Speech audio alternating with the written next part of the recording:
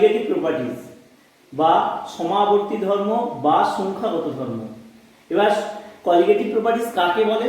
Colligative properties হচ্ছে যে কোনো একটা সলিউশনের ক্ষেত্রে যে প্রপার্টিজগুলো কেবলমাত্র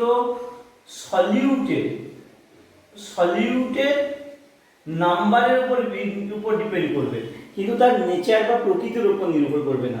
অর্থাৎ দ্রবণের যে ধর্ম কেবলমাত্র দ্রাবের কণা সংখ্যার উপর নির্ভর করবে, কিন্তু দ্রাবক দুয়ের প্রকৃতির উপর নির্ভর করবে না, শুধুমাত্র দ্রাবের কণা সংখ্যার উপর নির্ভর করবে, তাদেরকে বলা হয় কি কলিগেটিভ প্রপার্টিজ। এবার একে সংখ্যাগত ধর্ম কেন বলে? কারণ এই ধর্মগুলো কেবলমাত্র কলিগেটিভ প্রপার্টিজ কেবলমাত্র সলিউটের নাম্বারের উপর নির্ভর করে। সলিউটের নাম্বার সেম হলে তাদের প্রপার্টিজও সেম হবে, এই জন্য একে সংখ্যাগত ধর্ম বলে। অর্থাৎ সংখ্যা যদি ঠিক থাকে তাহলে এই ধর্মগুলো সবের ক্ষেত্রে সমান হবে। এবার সমাবর্তী ধর্মের উদাহরণ। সমাবর্তী ধর্মের উদাহরণ এখানে আমরা 4টি উদাহরণ আছে। এক হচ্ছে, দেখো এখানে লেখা আছে বাষ্পচাপের আপেক্ষিক অবনমন, 2 হচ্ছে স্ফুটনাঙ্কের উন্নয়ন, 3 হচ্ছে হিমাঙ্কের অবনমন, 4 হচ্ছে অভিস্রবণ চাপ অভিস্রবণ। এবার আমরা প্রথম পড়ব বাষ্পচাপের আপেক্ষিক অবনমন, অর্থাৎ এইটা প্রথম পড়ব। এই বাষ্পচাপের আপেক্ষিক অবনমনের প্রথমেই আমরা জানব বাষ্পচাপ কি। বাষ্পচাপটা কি? বাষ্পচাপ হচ্ছে, ধরো কোন একটা সলভেন্ট আছে, দ্রাবক আছে, এই দ্রাবকে তাহলে দ্রাবকটাকে যখন হিট দেওয়া হবে, তাপ দিলে হিটে কি হবে, এর বাষ্পীভবন ঘটবে। আর বাষ্পীভবন যখন ঘটবে, এটা চলতে চলতে সে এমন একটা সিচুয়েশন আসবে, এই যে বাষ্পীভবন আর উল্টো পথে এই গ্যাস, এই যে বাষ্প, সে আবার কি করবে, তরলে পরিণত হবে। এটাকে কি বলা হয়? তাহলে একটা হচ্ছে বাষ্পীভবন, আর একটা হচ্ছে ঘনীভবন হচ্ছে ওই বাষ্পটা যখন তরলে পরিণত হবে, আর বাষ্পীভবন হচ্ছে তরলটা যখন বাষ্পে পরিণত হবে। এটা এই দুটো উভয়মুখী প্রক্রিয়া চলতে থাকবে। এই চলার সময় একটা সাম্য অবস্থা তৈরি হয়, গতিশীল সাম্য, যে তাপমাত্রায় কি হয়, যে বাষ্পীভবনের হার আর ঘনীভবনের হার সমান হয়। ওই অবস্থায় এখানে যে বাষ্পটা থাকবে, যে চাপ দিবে সেটাকেই বলা হয় বাষ্পচাপ, ওই তরলের বাষ্পচাপ। এবার এটা তো কেবলমাত্র বিশুদ্ধ দ্রাবকের ক্ষেত্রে আমরা ধরলাম। এবার ধরো কোনো দ্রবণের ক্ষেত্রে ধরবো, দ্রবণের বাষ্পচাপে তাহলে ধরো এই একটা পাত্রে দ্রবণ আছে, এই দ্রবণে এখানে কি আছে, সলভ্যান্ট আছে একটা আর সলিউট আছে। তাহলে সলভ্যান্ট আর সলিউট দুটো, দ্রাবক আর দ্রাবক একসঙ্গে তো মেশানো আছে। এবার এই যখন বাষ্পীভবন হবে, এই উপরিতল থেকে তো বাষ্পীভবন হবে, আর উপরিতলে যখন শুধুমাত্র দ্রাবক ছিল তখন কেবলমাত্র উপরিতলে দ্রাবকের অণু ছিল, কিন্তু এখন কি হলো, দ্রাবক আর দ্রাবক উভয়ের অণু উপরিতলে থাকার জন্য একই তাপমাত্রাতে, ধরো এখানে 50 ডিগ্রি সেন্টিগ্রেড তাপমাত্রা দেওয়া আছে, এখানে 50 ডিগ্রি সেন্টিগ্রেড তাপমাত্রা দেওয়া আছে, একই তাপমাত্রাতে এখানে কি হবে, যেহেতু উপরিতলে কম সংখ্যক দ্রাবকের অণু আছে, অর্থাৎ জল আর চিনি, জল যদি ধরি, সেই জলের অণুটা এখানে যদি এক্ষেত্রে এর তুলনায় কি হবে, কম সংখ্যক থাকবে, কারণ এটা তো দ্রবণ আর এটা তো হচ্ছে শুধুমাত্র দ্রাবক ছিল। এক্ষেত্রে কম সংখ্যক থাকার জন্য একই তাপমাত্রাতে বাষ্পীভবনটা যে হবে তুলনামূলক এখানে কম হবে, আর যদি তুলনামূলক কম হয়, ওই একই তাপমাত্রাতে এখানে বাষ্পের পরিমাণ কি হবে, কম হবে। কার ক্ষেত্রে কম হবে? দ্রবণের ক্ষেত্রে। আর যদি কম হয় তাহলে সেই অবস্থাতে, অর্থাৎ যখন একই তাপমাত্রাতে আছে সেই অবস্থাতে এর বাষ্পচাপ, অর্থাৎ পিওর সলভেন্টের বাষ্পচাপ আর সলিউশনের বাষ্পচাপ তুলনা করলে সলিউশনের বাষ্পচাপ কি হবে, কম হবে। এই জন্য বলা হয় যে বাষ্পচাপের অবনমন, মানে বাষ্পচাপটা কি হলো, সলভেন্ট থেকে যখন সলিউশনে গেলাম সেটা কমলো। এবার এখানে একটা কথা আছে, দেখো বাষ্পচাপের আপেক্ষিক অবনমন। আমরা এবার কি করব, বাষ্পচাপের আপেক্ষিক অবনমন। বাষ্পচাপের আপেক্ষিক অবনমন এটা কি রকম ভাবে হবে, ধরে নিচ্ছি কোন একটা পিওর সলভেন্টের, জলের ক্ষেত্রে যদি ধরি, যে কোনো একটা পিওর সলভেন্ট, এটা দ্রাবক, দ্রাবকের ক্ষেত্রে এটা P0, আর দ্রবণ যদি হয় তাহলে দ্রবণ হলে সেটাকে P ধরলাম। তাহলে বাষ্পচাপের পার্থক্য কত? বাষ্পচাপের যে অবনমনটা হয়েছে দেখো P0, বিশুদ্ধ দ্রাবকের বাষ্পচাপ বলা হয়েছে দ্রবণের থেকে কম বেশি হয়, দ্রাবকের বাষ্পচাপ যদি বেশি হয় তাহলে কতটা অবনমন হবে? তাহলে P0 - P, অর্থাৎ P0 হচ্ছে বিশুদ্ধ দ্রাবকের বাষ্পচাপ আর P হচ্ছে দ্রবণের, তাহলে P0 - P, তার মানে এটাকেই বলা হচ্ছে কি বাষ্পচাপের অবনমন। বাষ্পচাপের অবনমন। এবার এখানে কথাটা আছে বাষ্পচাপের আপেক্ষিক অবনমন। এবার আপেক্ষিক বলতে কি কোনো একটা সাপেক্ষে করব, সেটা কার সাপেক্ষে করব? পিওর সলভেন্টের। তাহলে P0 - P বাই P0, এটাকেই বলা হচ্ছে কি বাষ্পচাপের আপেক্ষিক অবনমন। আপেক্ষিক অবনমন। অর্থাৎ বাষ্পচাপটা যে পিওর সলভেন্টে যা ছিল সলিউশনে যা এলো, এই দুটোর পার্থক্যটা হচ্ছে বাষ্পচাপের অবনমন। এবার বাষ্পচাপের আপেক্ষিক অবনমন মানে কি? আপেক্ষিক কথাটা আসার জন্য কি করব? এখানে পিওর সলভেন্টের সাপেক্ষে যে বাষ্পচাপ ছিল তার সাপেক্ষে এটা তুলনা করব। অর্থাৎ ওই জন্য কি হচ্ছে বাষ্পচাপের আপেক্ষিক অবনমন মানে P0 - P বাই P0। এই হলো বাষ্পচাপের আপেক্ষিক। আচ্ছা, আমরা এখানে যে দ্রবণটা করব সেই দ্রবণটাকে ধরবো এখানে সলভেন্ট যেটা মানে দ্রাবক, যেটা দ্রাবক আর দ্রাবক এই দুয়ের মধ্যে দ্রাবকটা এখানে তরল ধরে নিচ্ছি আর দ্রাবকটা ধরে নিচ্ছি। এতে যখনই দেওয়া হবে এ অনুদ্বায়ী হবে, মানে উড়ে যাবে না, আর অতড়িৎ বিশ্লেষ্য প্রকৃতির হচ্ছে। অনুদ্বায়ী টাইপের দ্রাবকের ক্ষেত্রে, দ্রাবের ক্ষেত্রে আমরা এই বাষ্পচাপের সূত্রটা পড়বো, যে সংক্রান্ত রাউল্টের সূত্র পড়বো। এখানে বিজ্ঞানী রাউল্টের সূত্রতে বলা হয়েছে যে এখানে সূত্রটা গাণিতিক রূপ লিখলে তোমরা সহজে বুঝতে পারবে। P = x1 P0, অর্থাৎ এটা হচ্ছে দ্রবণের বাষ্পচাপ। তাহলে P হচ্ছে দ্রবণের বাষ্পচাপ। এই দ্রবণের বাষ্পচাপ সমান x1 দ্রাবকের মূল ভগ্নাংশ। আগের ভিডিওতে দেখবে এখানে এই আগের ক্লাসে x1 মানে মূল ভগ্নাংশ কি এগুলো বলা হয়েছিল। আচ্ছা, P0টা কি হবে? P0 হচ্ছে বিশুদ্ধ দ্রাবকের বাষ্পচাপ। বিশুদ্ধ দ্রাবকের বাষ্পচাপ। তাহলে কি হলো? কোন দ্রবণের বাষ্পচাপটা কি হবে?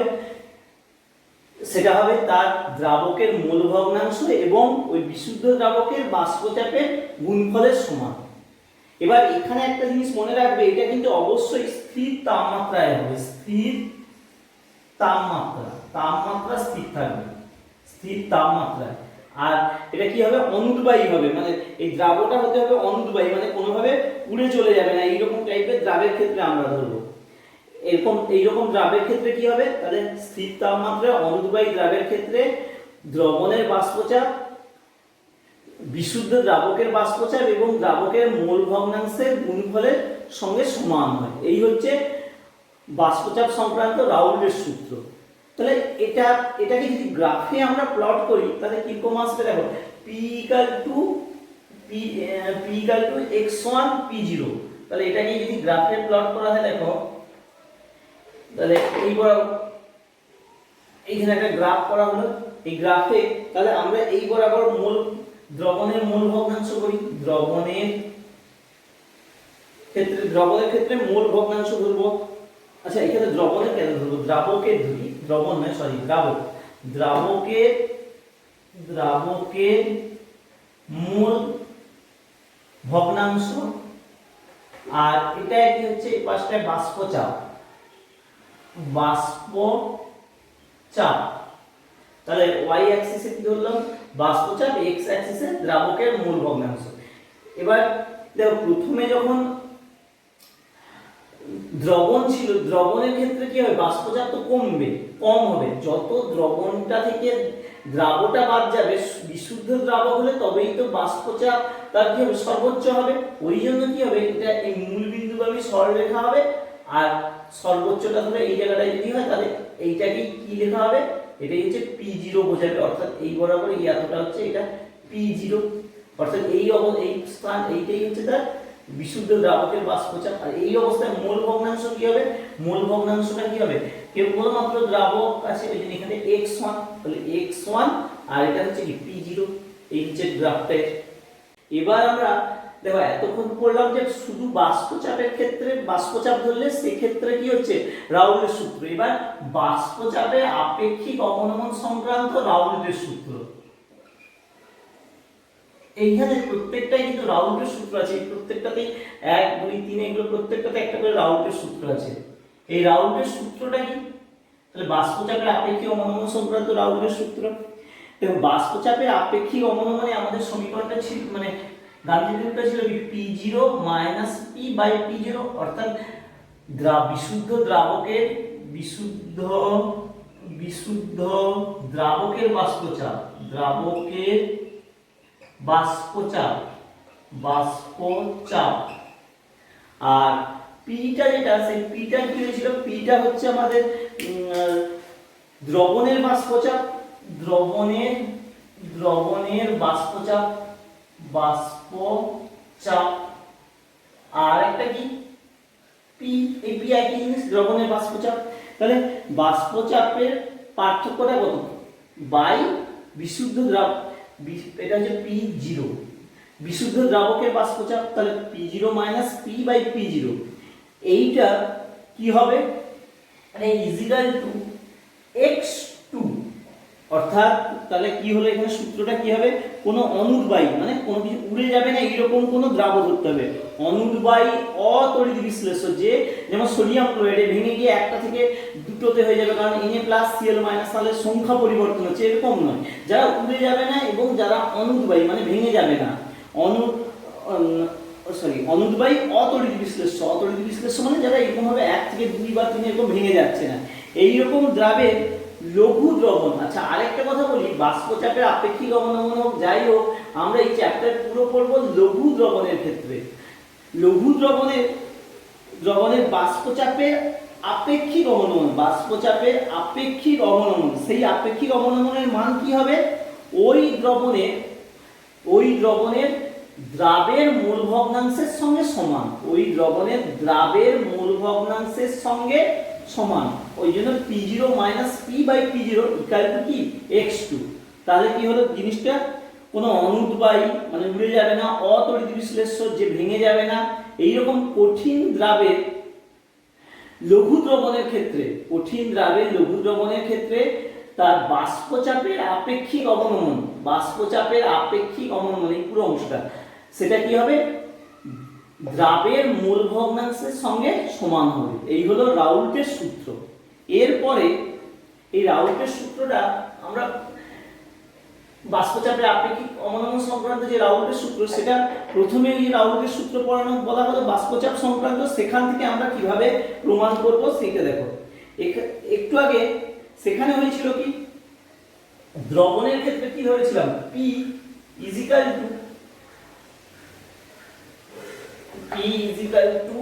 x1 P0, তাহলে এটাকে চেঞ্জ করো, চেঞ্জ করে এপাশে নিয়ে এসো P/P0 ইজিক্যাল টু কি x1, और এটাকে দুপাশে 1 মাইনাস করে দাও, P0 তাহলে 1 - x1, এইটা এখানে 1 মাইনাস কেন করলাম? আমরা এখানে x1 + x2 = 1 হয়, টোটাল মূল ভগ্নাংশটা একের সঙ্গে সমান হয়, ওই জন্য ওইটাকে বোঝানোর জন্য এটাকে x2 আনার জন্য করা হয়।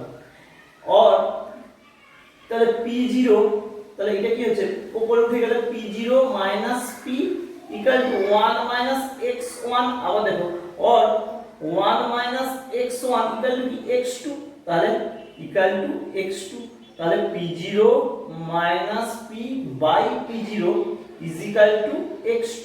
এটাই হচ্ছে আমাদের কি বাষ্পচাপের আপেক্ষিক অবনমন সংক্রান্ত রাউল্টের সূত্র, সূত্রের গাণিতিক রূপের প্রমাণ। এইভাবে এটা প্রমাণ করবে।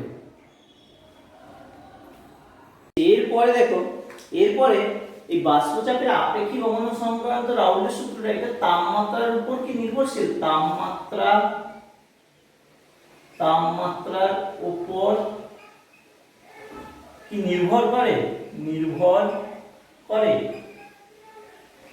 দেখো এটা কি তাপমাত্রার উপর কি নির্ভর করবে সেটা কিভাবে দেখবো?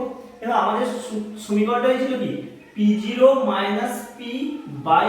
P/P0 x2। x2 মানে কি? x2 হচ্ছে মোল ভগ্নাংশ। এবার এই মোল ভগ্নাংশকে আবার লেখা যায় কি n2/n1 n2। তাহলে এটা তো মোল সংখ্যার অনুপাত হচ্ছে। তাহলে মোল সংখ্যার যদি অনুপাত হয় তাহলে এ হচ্ছে কি মোল সংখ্যা বা ওজন, এগুলো তো তাপমাত্রার উপর নির্ভর করে না। এই কারণে কি হচ্ছে, যেহেতু এই অংশটা x2 টা হচ্ছে টেম্পারেচার ইন্ডিপেন্ডেন্ট, তার জন্য কি হচ্ছে বাষ্পচাপের আপেক্ষিক অবনমন কি হবে? এই যে P0 - P/P0 এটা হচ্ছে কি তাপমাত্রার উপর নির্ভরশীল নয়। তাহলে এটা হচ্ছে তাপমাত্রা উপর নির্ভরশীল নয়। এরপরে আমরা পড়ব যে একে কেন সংখ্যাগত ধর্ম বলা হচ্ছে। একে সংখ্যাগত ধর্ম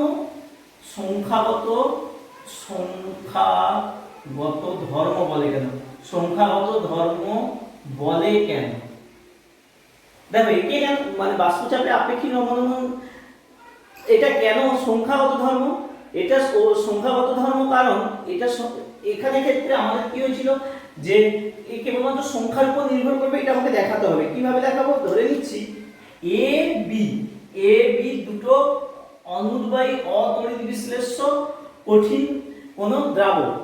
এবার এটাকে নির্দিষ্ট পরিমাণ ভি ভলিউম ভিসিসি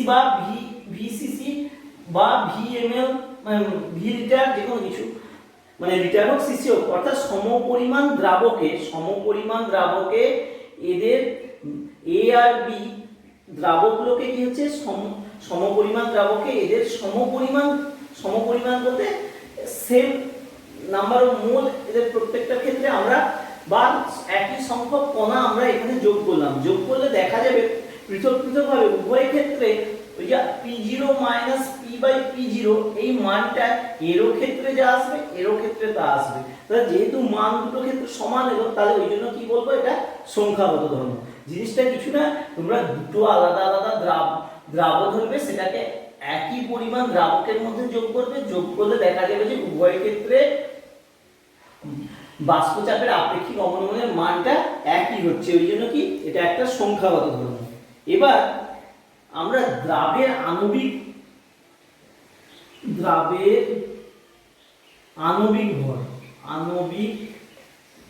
ভর নির্ণয়। এবার দ্রাবের আণবিক ভর কিভাবে নির্ণয় করব বা আণবিক গুরুত্ব নির্ণয় করব কিভাবে? এটা P0 - P/P0 x2। আবার x2 মানে কি হয়েছিল n2/n1 n2। আবার n2 মানে কি W2। n2 হচ্ছে দ্রাবক, আর n1 যেটা হচ্ছে সেটা হচ্ছে দ্রাবকের এটা হচ্ছে মোল সংখ্যা, এটা মোল সংখ্যা। তাহলে এখানে লেখা যায় কি? লেখা যায় যে n2 এর জায়গায় তাহলে W2/m2, অর্থাৎ ওজন বাই তার আণবিক ভর যেটা সেটাকে ভাগ করলে কি মোল সংখ্যা পাচ্ছি। ঠিক সিমিলারলি W1 এখানে n1 এর জায়গায় লেখা যাবে W1m1 W2m2 অর তাহলে এটা যা থাকলো। এবার ওটাকে দেখো, ওইটাকে একটু যদি আমরা সরল করি তাহলে সরল করলে ওই ক্ষেত্রে কি হবে যে আচ্ছা এটা প্লাস, তাহলে সরল করলে দেখো এইখানে নিচে করে দিচ্ছি এটা দেখো। আচ্ছা এখানটা একটা জিনিস বলে রাখি, আমরা ধরে নিচ্ছি এই দুটো করার এতটা তো বোঝা গেল। এখানে একটা জিনিস বলে রাখি, ধরে নিচ্ছি n1 very greater than n2, অর্থাৎ দ্রাবের পরিমাণ খুব সামান্য আছে দ্রাবকের সাপেক্ষে, দ্রাবের মোল সংখ্যা দ্রাবকের সাপেক্ষে খুব অল্প। তখন কি হবে? এটা তাহলে কেস 1 এক নম্বর কেসে কি হচ্ছে, তাহলে যখন দ্রাবকের মোল সংখ্যা দ্রাবের মোল সংখ্যা অপেক্ষা অনেক বেশি, সেই রকম ক্ষেত্রে কি হবে? তাহলে n1 very greater than n2, অর্থাৎ n1 n2 অ্যাপ্রক্সিমেটলি কি ধরবো n1 এর সঙ্গে সমান। তাহলে ওইটা যদি হয় তাহলে এই সমীকরণটা কি লেখা যায়? P0 - P/P0 n2/n1 n1, কারণ ধরে নিচ্ছি যে n1 n2 সমষ্টি নিয়ার অ্যাবাউট n1, কারণ n1 এর সঙ্গে সমান n1 very very greater than n2। এবার উপরে এই অংশটাই দেখো এখানটাই করি। এবার তাহলে ওটাকে যদি সরল করা হয় করলে কি হবে, তাহলে p0 minus p by p0 is equal to n2। n2 মানে এখানে বললাম যে w2 m2 আর এটা কি w1 m1 or w2 by w1 into m2 টা নিচে যাবে আর m1 টা উপরে আসবে। এবার m2 অর্থাৎ দ্রাবের আমরা কি করব, দ্রাবের তো বের করব, দ্রাবের আণবিক ভর বের করছি। তাহলে দ্রাব মানে কি m2, m2 সমান কি লেখা যায়, তাহলে m2 সমান এটা এর পাশে উঠে গেলে তাহলে w2 into m1 by w1 into, দেখো এটা আবার নিচে চলে যাচ্ছে, নিচে চলে গেলে তাহলে 1 বাই এইটা, তার মানে 1 বাই মানে কি p0 টা উপরে উঠে আসবে, p0 minus p, m2 is equal to w2 into m1 by w1 into p0 by p0 minus p। এইভাবে আমরা এই ক্ষেত্রে এটা কি করতে পারি, বের করতে পারি। যদি n, এটা শর্তটা তবে কি n1 very very greater than n2, এটা যদি হয়, এটা হলে তাহলে আণবিক ভর কি হবে এইটা।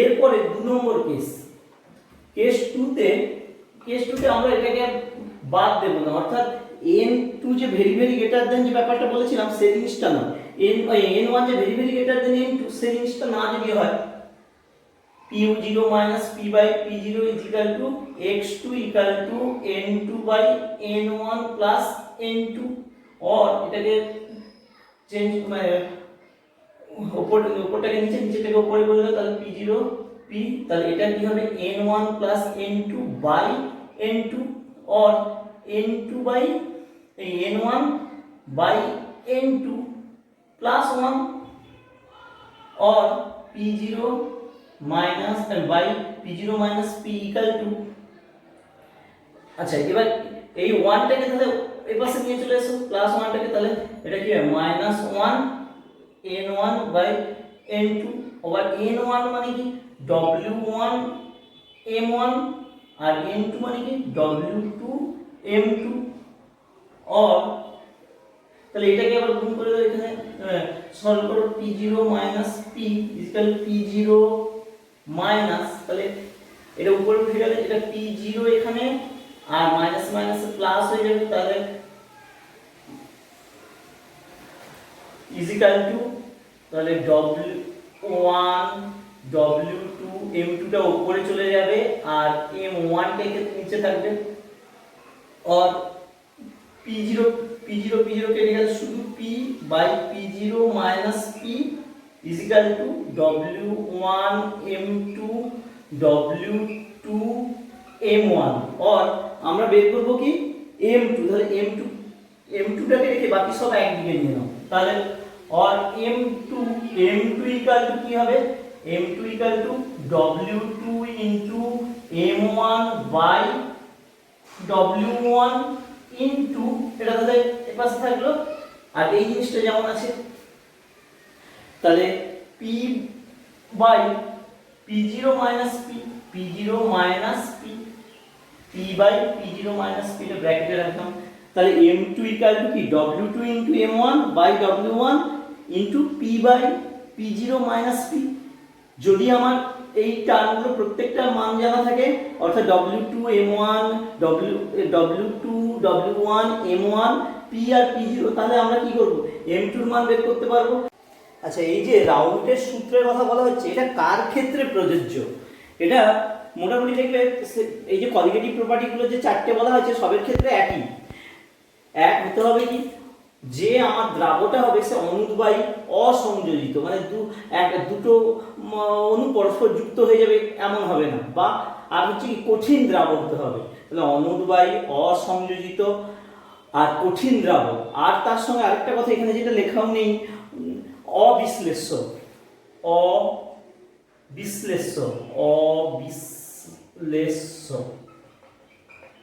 এইরকম যদি প্রকৃতির দ্রাব হয় তাহলে সেক্ষেত্রে কি হবে রাউলের সূত্র প্রযোজ্য। আর দুই হচ্ছে কেবলমাত্র লঘু দ্রবণের ক্ষেত্রে এই সূত্র প্রযোজ্য হবে, যে দ্রবণটা একটু গাঢ় প্রকৃতির হলো সেসব ক্ষেত্রে এই সূত্র প্রযোজ্য হবে না, কেবলমাত্র লঘু দ্রবণের ক্ষেত্রে প্রযোজ্য। এবার আমরা কয়েকটা কোশ্চেন এখানে দেখো লেখাই আছে, এগুলো একটু আলোচনা করব ওই বাষ্পচাপের আপেক্ষিক অবনমন সংক্রান্ত।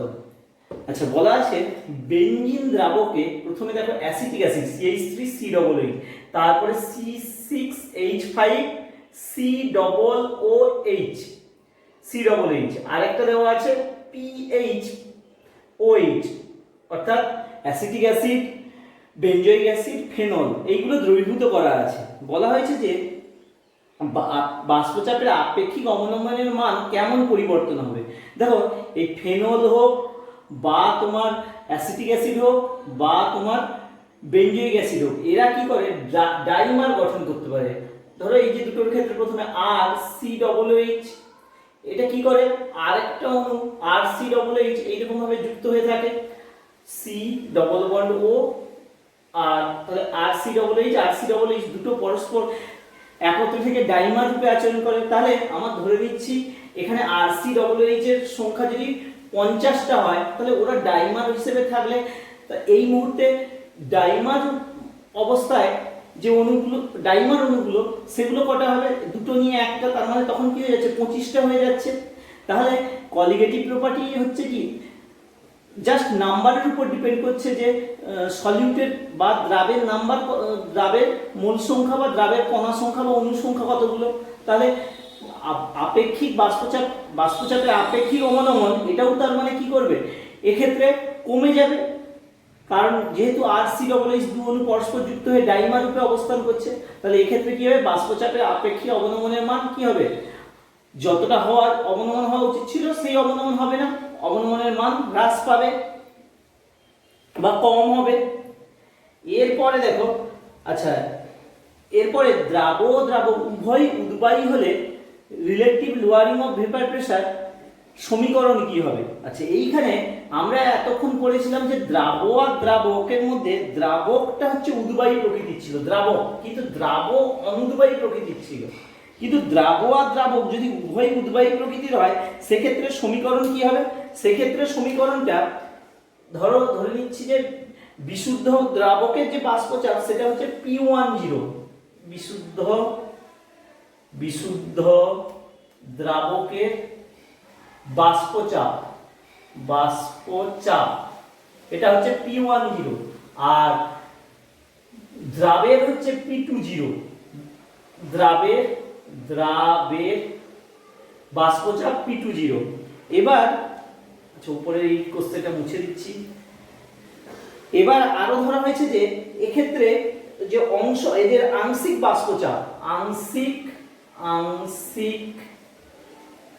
বাষ্পচাপ, সেই ডালটনের অংশচাপের মতো বাষ্পচাপ, আংশিক বাষ্পচাপ প্রথমটার ক্ষেত্রে, অর্থাৎ দ্রাবক যেটা দ্রাবকের জন্য ধরা হলো সেটা হচ্ছে এটা P1, আর আংশিক বাষ্পচাপ যেটা সেটার জন্য P2। যদি এই রকম হয়, অর্থাৎ বিশুদ্ধ দ্রাবকের বাষ্পচাপ P10, দ্রাবের হচ্ছে P20, আর আংশিক বাষ্পচাপ দ্রাবকের ক্ষেত্রে সেটা হচ্ছে এটা, তবে এটা কখন হবে, এটা যখন দ্রবণ অবস্থায় থাকবে, এটা যখন দ্রবণ অবস্থায় থাকবে, সেই অবস্থায় আংশিক বাষ্পচাপ দ্রাবকের হচ্ছে P1 আর এটা হচ্ছে P2।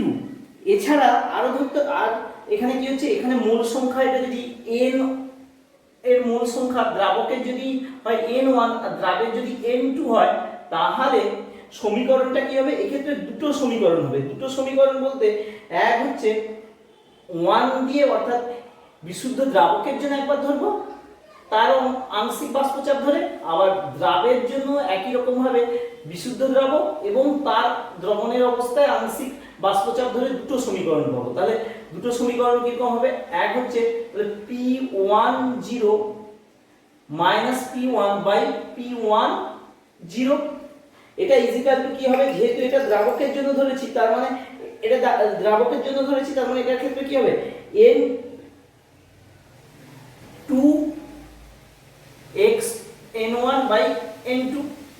আর যেটা তোমার আরেকটা আছে কি দ্রাবের ক্ষেত্রে, দ্রাবের ক্ষেত্রে তখন কি হবে, দ্রাবের ক্ষেত্রেও P20 P2 by P20 equal to N2 by N1 plus N2, অর্থাৎ দুটোরই ক্ষেত্রে এটা কি হচ্ছে, এটাও x2 এটাও কি অ্যাকচুয়ালি x2, এইটা করবে। আচ্ছা এরপরে দেখো সমপরিমাণ জলে পৃথকভাবে x মোল সুগার, x গ্রাম মোল সুগার আর x গ্রাম মোল NaCl যোগ করা হয়েছে, করলে relative lowering of vapour pressure মানে বাষ্পচাপের আপেক্ষিক অবনমন কি হবে। এখানে দেখো সুগার তো হচ্ছে অতড়িৎ বিশ্লেষ্য, কিন্তু NaCl কি হবে, Na plus plus Cl minus হয়ে যায়, তাহলে নাম্বার অফ কণা বা অনুসংখ্যা সেক্ষেত্রে কি হচ্ছে, সুগারের ক্ষেত্রে যা নেব তা থাকবে, কিন্তু NaCl এর ক্ষেত্রে এই যে নাম্বারটা সেটা কি হবে, ডবল হয়ে যাচ্ছে Na প্লাস Cl মাইনাস আয়নে ভেঙে যাওয়ার জন্য। আর যেহেতু বাষ্পচাপের আপেক্ষিক অবনমন একটা সংখ্যাগত ধর্ম, তাহলে কি হবে, বাষ্পচাপের আপেক্ষিক অবনমন কোন ক্ষেত্রে বেশি হবে, NaCl এর ক্ষেত্রে বেশি হবে সুগারের তুলনায়, যেহেতু এটা ভেঙে যাচ্ছে Na প্লাস Cl মাইনাস হচ্ছে, আর শুরুতেই দুটোই কি হচ্ছে x গ্রাম মোল নেওয়া হয়েছে যেহেতু। এই কোশ্চেনগুলো মোটামুটি করবে।